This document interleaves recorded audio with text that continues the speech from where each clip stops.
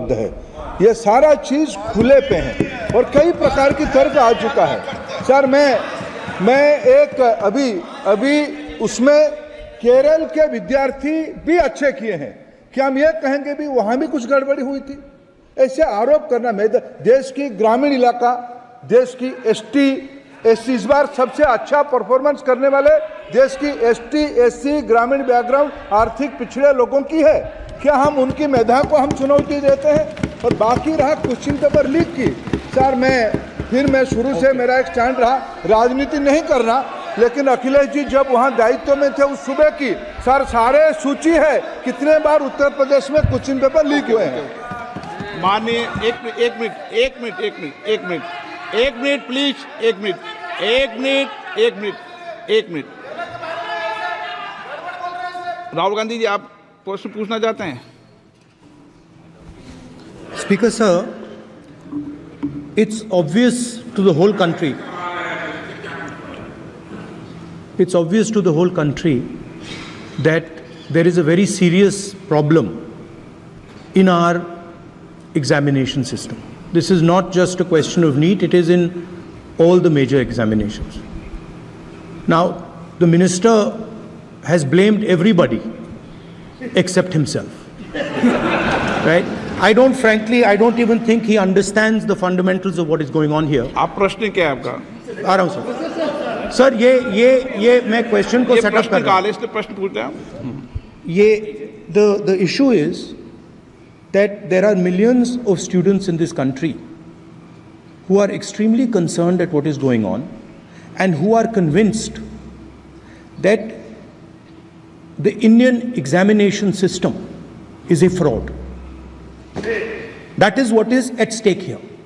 Millions of people believe that if you are rich and if you have money, you can buy the Indian examination system.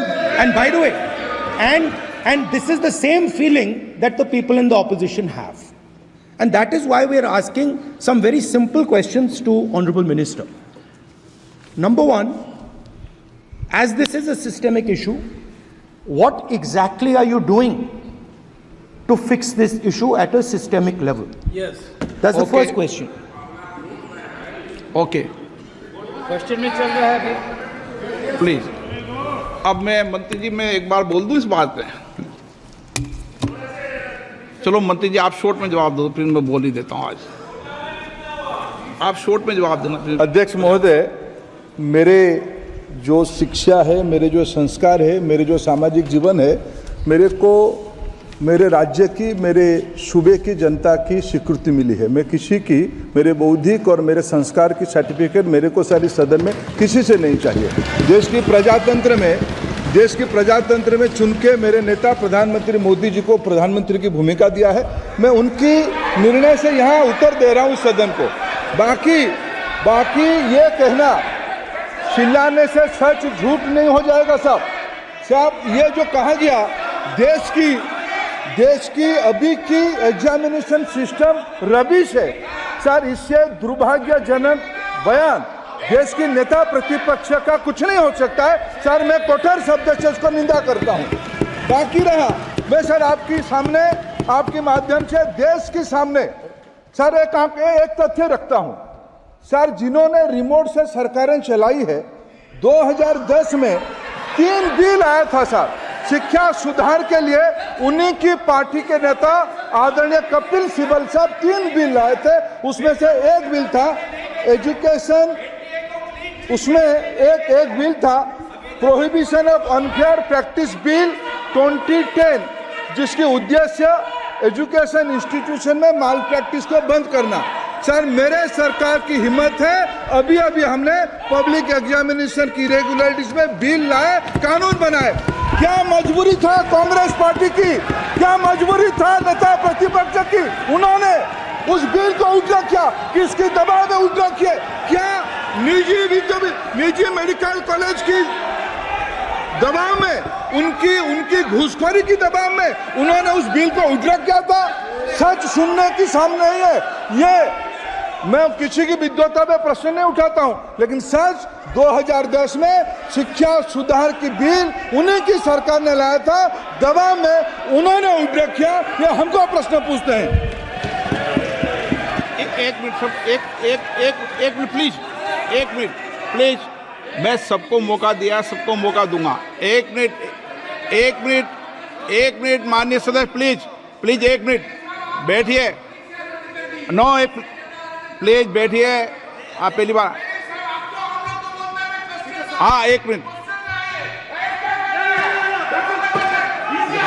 Record में नहीं जा रहा। कल्याण जी please, कल्याण जी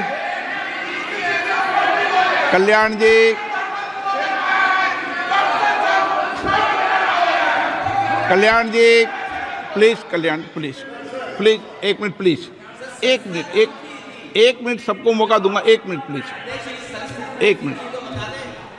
माननीय सदस्यगण, विषय महत्वपूर्ण था, मैंने सबको अलाउ किया, लेकिन एक बार इस सदन के अंदर ये सार्थक चर्चा होनी चाहिए, क्योंकि प्रश्न ये था कि परीक्षाओं के विषय के अंदर, और आप सबको पता है देश में अलग अलग राज्यों के अंदर भी अलग अलग दलों की सरकार रही, और उन अलग दलों की सरकार में आपकी भी सरकार रही, अन्य दलों की सरकार रही, वहाँ भी कई बार प्रश्न लीक हुए, प्रश्न पत्र लीक हुए और परीक्षाओं पर प्रश्न उठे। मेरे सवाल, एक मिनट मैं बता रहा हूँ जिसको, आप पूरी बात सुनिए मेरी। मेरा कहना ये है कि हम और उन एक मिनट प्लीज बैठिए, एक मिनट नीट नहीं सारी। हमारा सवाल ये है कि हम यहाँ इसलिए चिंता के लिए बैठे हैं कि भविष्य में हमारे विद्यार्थियों के भविष्य पर कोई विषय न उठे, इसलिए किस तरीके का मैकेनिज्म डेवलप करें, परीक्षाओं का क्या बेहतर सिस्टम डेवलप करें, इसमें सबके सुझाव आए ताकि भविष्य के अंदर, और उसके लिए जो उत्तम सुझाव हो सकते हैं सरकार भी उस उत्तम सुझावों को मानेगी। एक मिनट,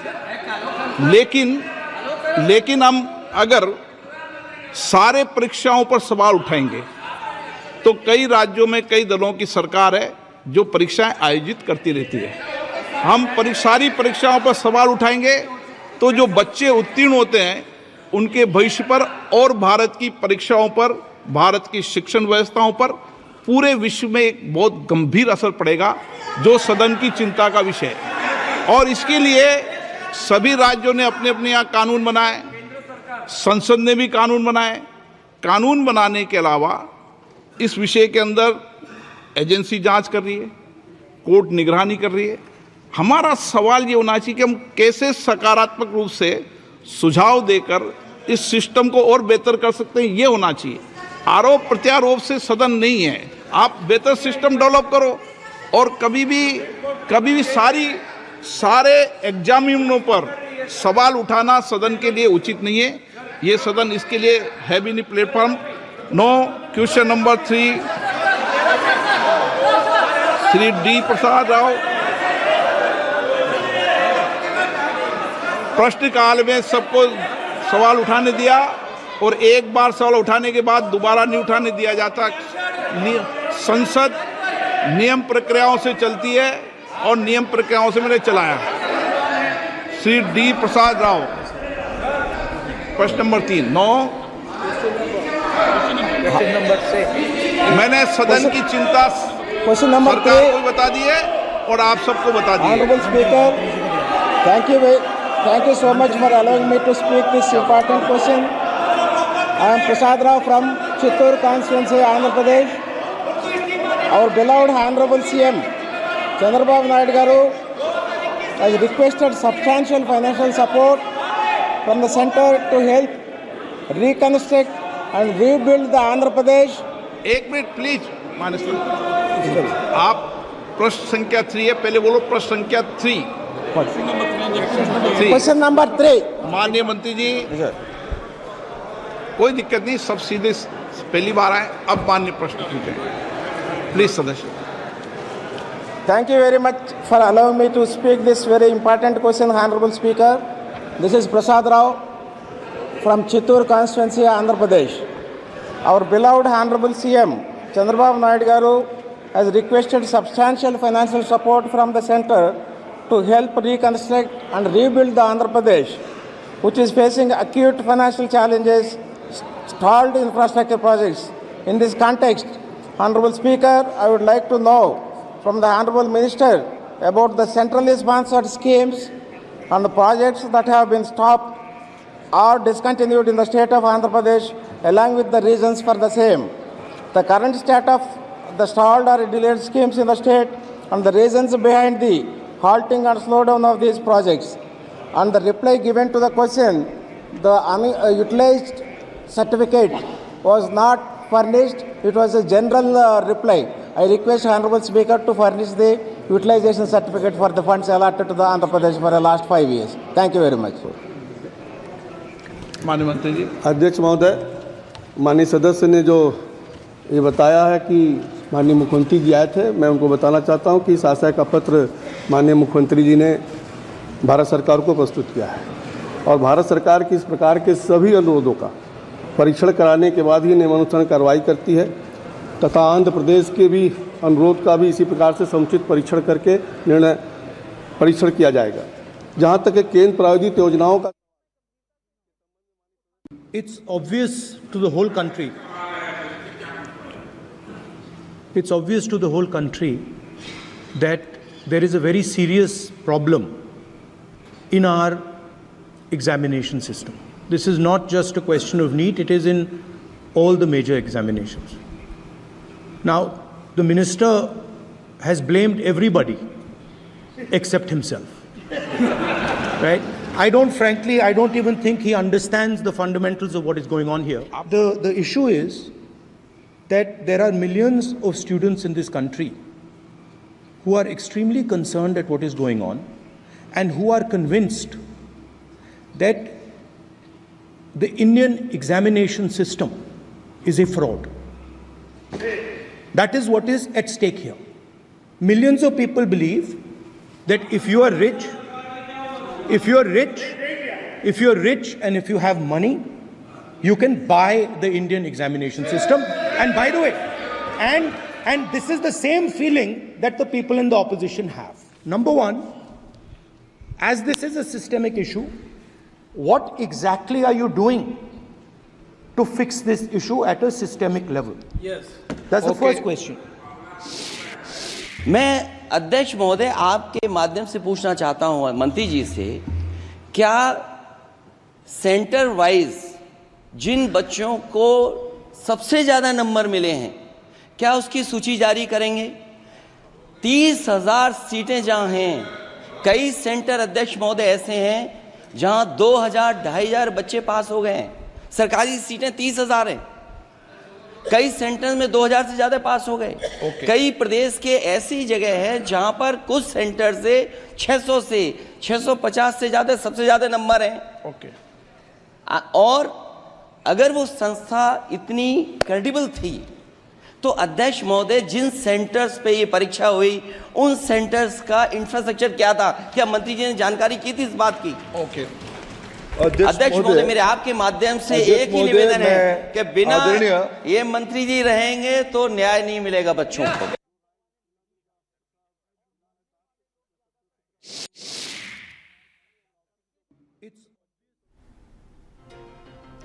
तो देखिए, paper leak, NEET paper leak मामला ऐसा मुद्दा है जो लगातार सदन में गूंज रहा है। इससे पहले भी जब शुरुआत तौर पर कार्यवाही सदन की शुरू हुई थी तब भी इस मुद्दे पर जमकर चर्चा हुई थी और आज मॉनसून सत्र का पहला दिन भी आप देखिए हंगामेदार इसकी शुरुआत रही। फिलहाल इस बुलेटिन में इतना ही। बने रहिए भारत समाचार के साथ। नमस्कार। आप देख रहे हैं